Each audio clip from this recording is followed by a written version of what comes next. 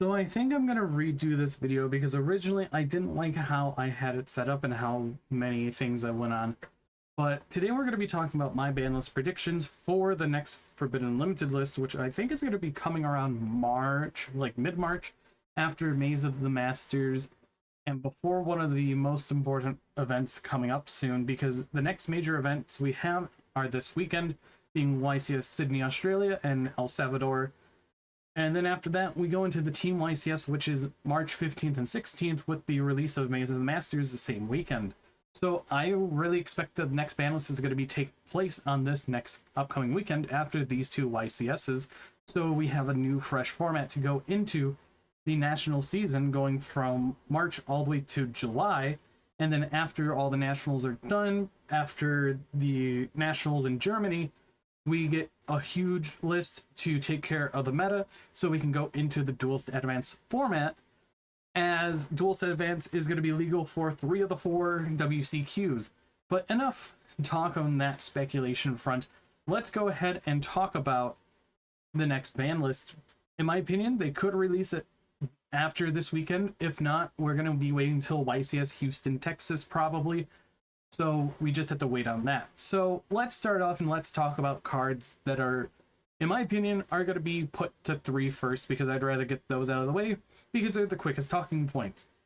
We have the 5 that went from 1 to 2 on the last list, being Monkey Board, Tsuchinoko, Cyberjar, Danger Jackalope, and Ava. All 5 of these could go straight to 3 without a problem. And then we go into other cards like Lightning Storm, getting an alternate art in the Quarter Century Stampede. This card going to 3 would also help coincide with that. Then we also have other things like Runic Fountain going to 3, because people haven't been on Runic in quite some time, outside of the Runic White Forest deck. But realistically, this is also getting a QCR in Stampede, so I do see it going to 3 instead of going down to 1, because Runic right now is not really a problem after we hit all these floodgates, and if they really wanted to, they can ban certain floodgates too. Now, outside of that, let's talk about a few other cards that I do see coming to either 1, 2, or 3, just to clear them out, being stuff like Zodiac Trident, because Barrage went to 1 on the last list, and I see Trident can going to either 1, 2, or 3 very easily, because the Rise Yield Detonator is just better. And talking about Barrage, Barrage can go straight to 3 without a problem. On a couple other cards that could come off the list and won't cause a problem, being things like Pearly Sleepy Memory and Pearly Delicious Memory. Honestly, having a high skill tiered deck like this is good for the game, even though it would be super easy to OTK with the 3 Delicious Memory and having up to 6 draws with the Sleepy Memories. But nowadays, after the past 2 years, Pearly has really fallen out of the meta, especially with what type of hand traps people are playing, and especially with things like the Mulcharmies being around, like Fuelos and Purulia, to hinder the normal or special summoning of the cards from deck or extra deck. And then finally, outside of that, Nishiria Sacred Tree is still at 1 for some reason, even with Medora and Keldo at 1, and Agito and Kelbeck at 0. This card was limited for the Shizu Nichiria deck that was being played, and in my opinion, it can go to 3 now, especially when we don't have a lot of these cards anymore that are utilized, like the Shizu Millers, which have been banned for quite some time. And realistically, I definitely think that these 12 cards could definitely come back off the Forbidden Limited list and will cause no problem. Even something like Prank Kids Meow Meow Mew can be added to this list. I had it going to 1, but realistically, you could put it to 3. No one's really going to play Prank Kids outside of small engines, like probably in Yummy or even in Adamancipator, because Adamancipator has been missing that essential get my 2 bodies on the board to go into a Link 2. Or try and get enough materials like Roxy's so you can easily just have a free Earth rock on the field, so you can use your Seeker or your Seeker Researcher to go into your synchro plays. Especially with things like Baron de Fleur, Savage Dragon, and even Appaloosa Band, this card could come off because of those. They don't have things to build up to outside of things like Arms Genix Return. I can't really remember the name, and if they are on the Bestial package, they can easily just go into a Bestial Dispeter. because those are really all that we have outside of a few other options. People can play Fiendsmith with it, but realistically, we'll have to see what will happen there. Now, let's jump into the Forbidden section because I have quite a bit to talk about. So the first two are random picks, but one of them super obvious and the other one's kind of being picked up slowly but surely in some decks. First up, we have Catapult Turtle. This is being used in a FTK with the Tachyon cards. It's a 1.5 card combo. It's 1 card plus a discard to FTK your opponent with number 100 Numeron Dragon by tributing it when it has 16,000 attack. And on top of that, it can go through 4 hand traps depending on how many Tachyon transmigrations you have, because that is a counter trap. That is an Omni Negate that you can activate from hand if you control a Galaxy Eyes monster, I believe. So that is one thing to note with Tachyon Transmigration. If you control a Galaxy Eyes monster, activate as a Chainlink 2 or higher, negate the activation of your opponent's spell, trap, and or monster effect activated before this card in the chain, and if you do, shuffle the negated card back into the deck. And if you control a Galaxy Eyes Tachyon Dragon monster, you can activate this card from your hand. So you're going to be summoning out number 107 Galaxy Eyes Tachyon Dragon to fulfill that condition. So it is literally a Omni Negate hand trap. So hitting Catapult Turtle, what does this do? It stops an FTK, which in my opinion is fine.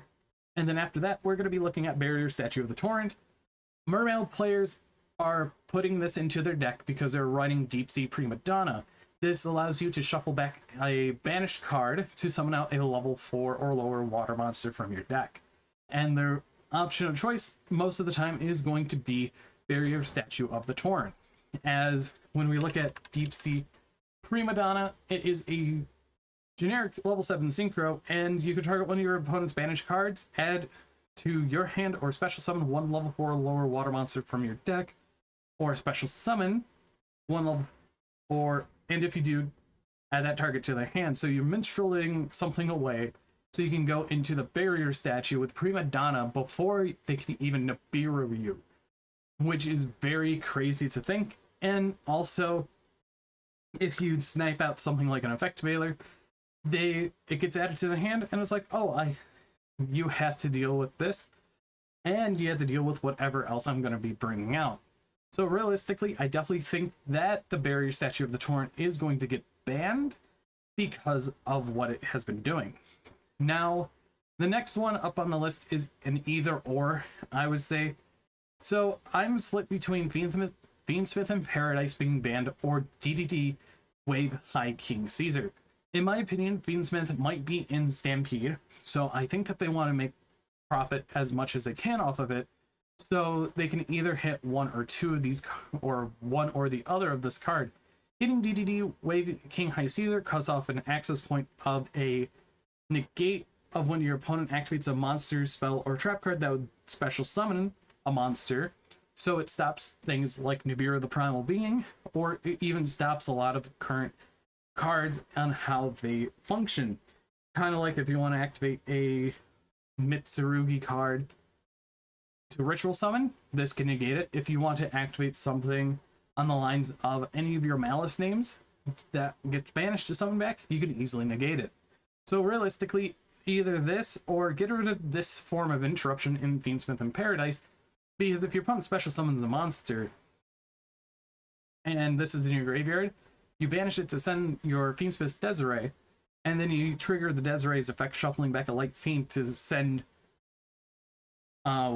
literally one card your opponent controls to the graveyard, because, in my opinion, Fiendsmith as a whole is a very interesting engine because of how recursive it is. We've had recursive engines in the past, things like Orcust, and we've had multiple others over time, but Fiendsmith is just this super powerful engine that I definitely think that they're not going to hit directly, unless if they hit stuff like Engraver to 2 or to 1, or even hitting Tract as well, because there's just so many options they could do. They could even straight up ban Requiem and say you have to play this engine now at maximum capacity, so you need a normal summon.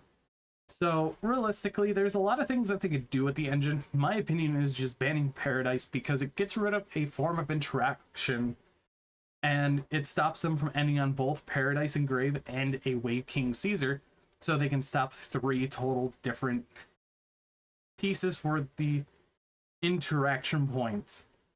But outside of that, let's get into the other limited stuff. So, or the forbidden stuff, because there's a few other cards. Abyss Dweller, this card definitely need to get taken care of and taken out back because it affects a lot of the decks that are going to be coming out in the future, especially with the new Orca support and a few other things here and there that could potentially come out for us, because realistically it's always been a card that people always go back to, be like, oh, this card needs to get banned, oh, we should definitely hit this card, because being able to turn off your opponent's graveyard from effects is very potent, especially depending on what formats you go into. Like if you look at 2019 format, you just have an Abyss Dweller against Orcust, and if they don't have Babel, they're kind of screwed. Along with even nowadays, it hinders a lot of current decks like the Mitsurugi deck that TCG wants to push, even though the deck couldn't play it. And on top of that, there's just a lot of things that Abyss Dweller does that makes it where it can shut off one side of the duel.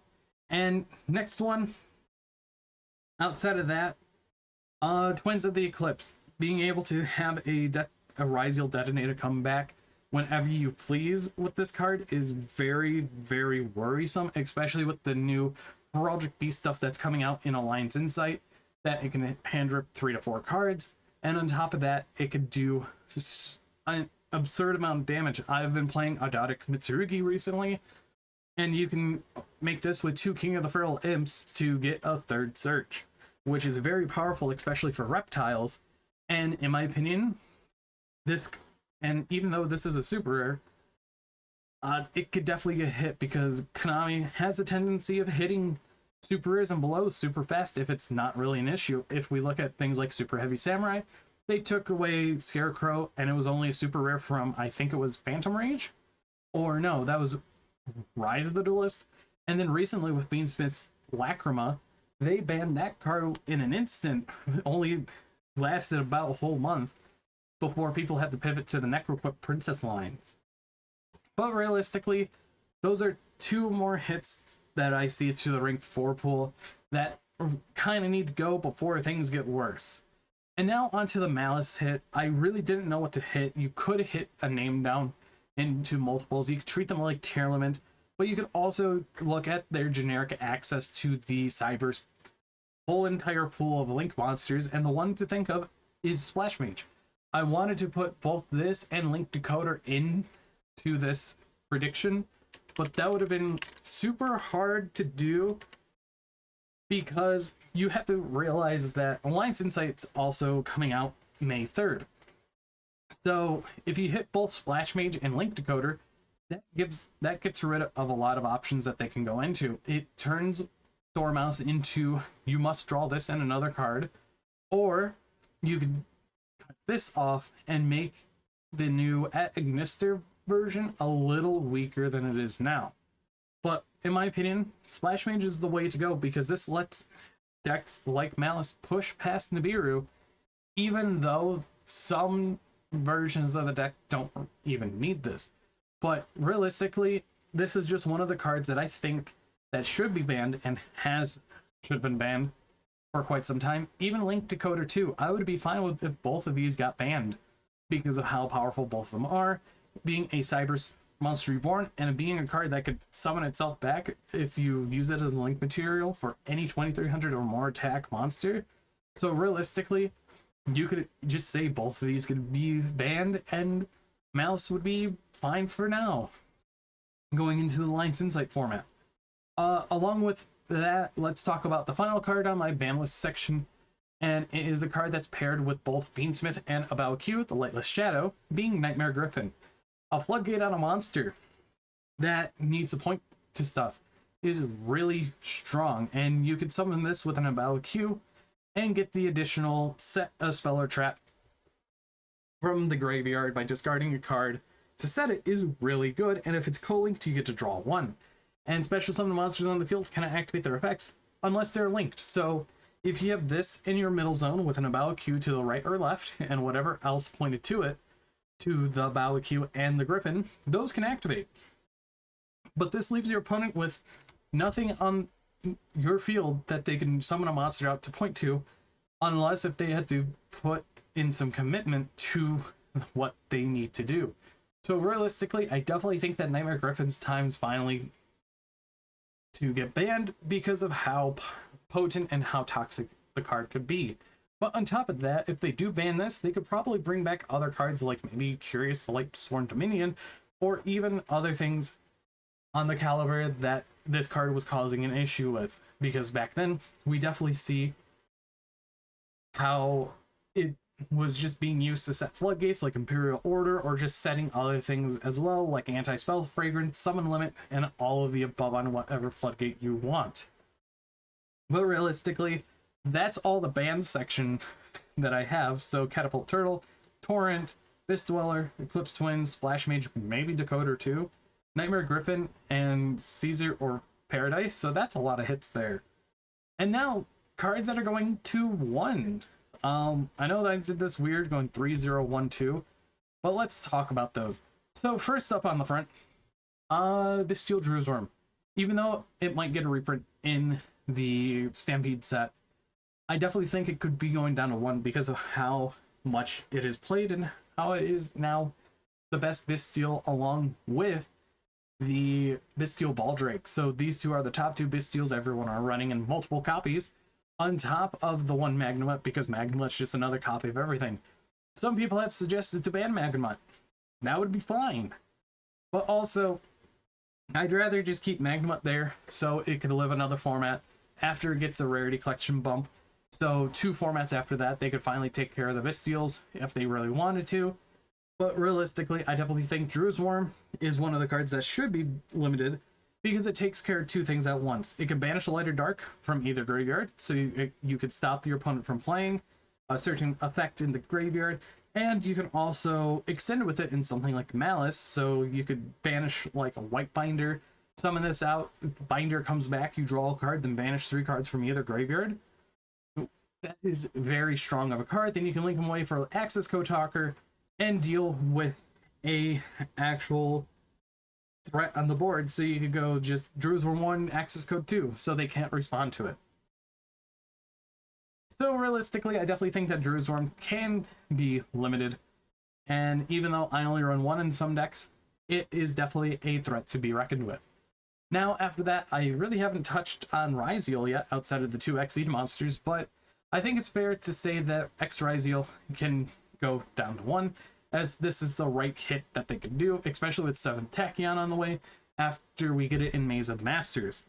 So X-Ryziel is one of your main starting points, because you could send something like a Twins of the Eclipse if you're already set up in your graveyard, or you could send things like Mirological Aggregator if you're going second, to stop your opponent from gaining advantage, because you're most likely going to go X1, Aggregator 2, to target their Cross or their Detonator, and they're forced out to use them. So, in my opinion, definitely putting this down to 1 hurts the deck a little, even though that they will go to things like Sakatama, or even other ways of extending into getting to their X-Ryziel faster. And along with this, Bonfire should have been at 1 on the last list, but realistically, in my opinion, it's finally time that this card could go down to 1, even with 7th Tachyon coming in Maze of the Master, as they hit 1 so they could sell the other. Classic Konami with how they structure some of their lists. Now after that, I have a couple controversial takes here that should probably happen. I have been running 3 of each of these in a few of my decks, and they are really potent to the point where I kind of do want them limited. Both being Triple Tactics Talent and Triple Tactics Thrust. Being able to either draw 2, take control of a monster until the end phase, and look at your opponent's hand and put 1 back into the deck is very, very broken, because this is 2 banned cards and a limited card all in 1 card. And if you would have asked me 5 years ago about this card, I would have been like, oh, probably get banned because all three cards were forbidden back then, being Pot of Greed, Change of Heart, and Forceless Entry.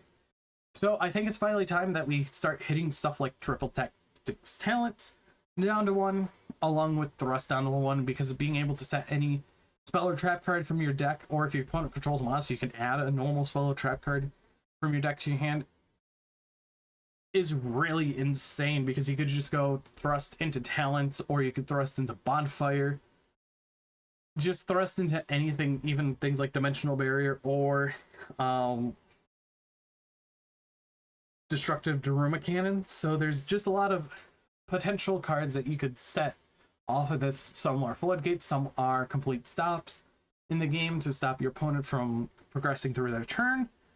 And honestly, I think it's time for both of these to finally get hit. And finally, on the limited section for things getting hit, it's an oddball one.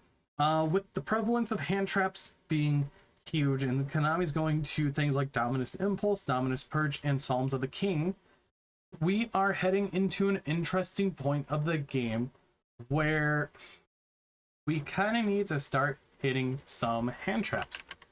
Now, with the Dominus cards, they all restrict you in some way, with Impulse being you cannot use Light, Earth, or Wind monsters if you activated this from your hand for the rest of the duel.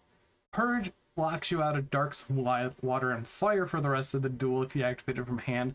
And Psalms of the Kings has to have no monsters in your graveyard, and if you activate this card from your hand, you cannot activate monster effects in the hand, graveyard, and banishment until the end of the next turn. And realistically, these three are an interesting factor to think about in how they are wanting to create hand traps nowadays. They are all selective in what decks can play them, like Dominus Impulse, you can use that in Malice. Dominus Purge, you can use that in Blue Eyes. So realistically, it just depends on what deck you're playing and can it play it. So in my opinion, the hand trap that I definitely think that they probably might hit in the future is Infinite Impermanence. This card is a stronger version of Effectivator, because if you open it with Nibiru and Imperm, you can just instantly clear out a board, or if your opponent only has one monster on the field, you just Imperm it and just deal with that. Like if it's a Rise Heal Detonator, you can Imperm it. They have to use the effect to clear it, so they can summon it with Twins of the Eclipse, so they have less interruptions there, and they can either use their cross or their detonator to destroy something if they only have the detonator on the board. But realistically, Infinite Impermanence is just one of those cards that over time, it's going to be one of the best hand traps that everyone uses, like how we saw OCG with Maxi, and especially now when we have things like the Mulcharmies, Fulos, Purulia, and Meows. So, in my opinion, it's kind of a wild card. I normally have one of those here and there, but realistically, I definitely think that Infinite Impermanence is going down to 1. But I could be completely wrong on this, but it is definitely a thought to think about. And now cards finally coming off the ban list, going from 0 to 1. Masterpiece, the True Draco Slaying King. It's in Stampede, and honestly, it could definitely come off the list. And Heavy Storm. In my opinion, it could also come off the list. So both of these are legal in the OCG at 1 a copy. Well, Masterpiece is at 2 and Heavy Storm's at 1. So in my opinion, they could bring both of those back without a problem. And one card that I missed as well from the unlimited section, but I can put in the limited section, being Summon Sorceress with her Eroded effect. She could definitely come off the Forbidden Limited list with no problem. The only deck that's going to use it is going to be your whole entire Fiendsmith, Yubel pile. Just the Fiend pile. So, in my opinion, definitely a card that can come off and not really do much. You can put it 3 and it won't do anything. And now cards going from 1 to 2. So, overall, I definitely think that with how the flow of the game has been progressing, a lot of the older cards could start coming off the list, especially things like Astrograph Sorcerer, especially when we don't have the whole entire package with Heavy Metalfoes Electromite still being forbidden. And realistically, I definitely think that Astrograph Sorcerer is just one of those cards that has overstayed its time on the Forbidden Limited list, as Electromite's been banned since 2020. It's now 2025. This is at 1. It's been at 1 for a while. And it and Monkey Board are the only two actual Pendulum monsters still on the Forbidden Limited list. So overall, I definitely think that Astrograph Sorcerer's time is finally come to bring it off the Forbidden Limited list. Same with Unchained Soul of Shavara. This was limited back in 2023. Back before Age of Overlord format, because this was the only deck that was remotely good, while all the other decks just felt bad to play. So you're only ever going to need one unless you're playing pure Unchained. But let Unchained have their own card off the list finally. OCG never hit this card and they only still run one, especially in their Fiend piles. So realistically, I definitely think it's time for something like this to come back. And finally, we're going to be talking about two other controversial picks, but realistically, without a certain card, they can come back off the Forbidden Limited list.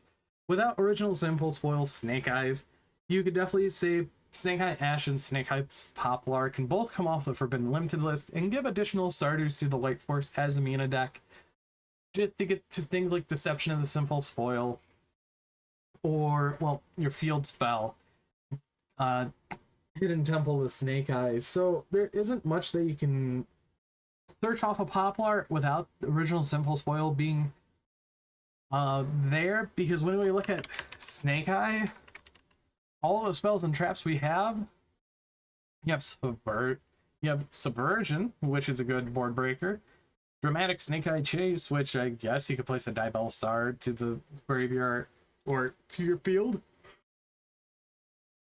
And during the end phase, you could banish this to place or to special summon that monster, which is fine, and Divine Temple of the Snake Eyes. So realistically, your spell cards, there are very few and far between.